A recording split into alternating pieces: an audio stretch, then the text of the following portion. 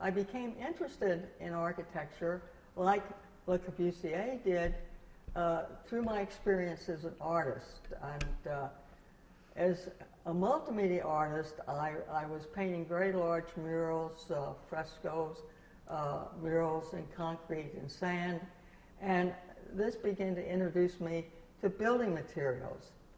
I also was a high school student during World War II, and then the U.S. government actually asked us to go to night school to learn building trades and crafts. So I learned carpentry, I learned wiring, I learned welding and riveting, and you remember Rosie the Riveter.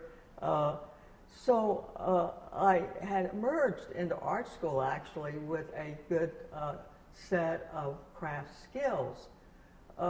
So as I was doing my fresco murals, and I might add that this was an era very much of self-made people, and the great architects like Frank Lloyd Wright, Le Corbusier, Sir Christopher Wren, Bucky Fuller, and so on, did not have an architectural education.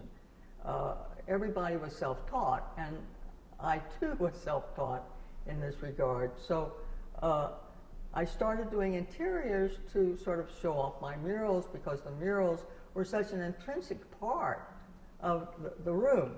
And then that led me into designing small buildings, and then I designed larger buildings, and finally much larger and more complicated buildings.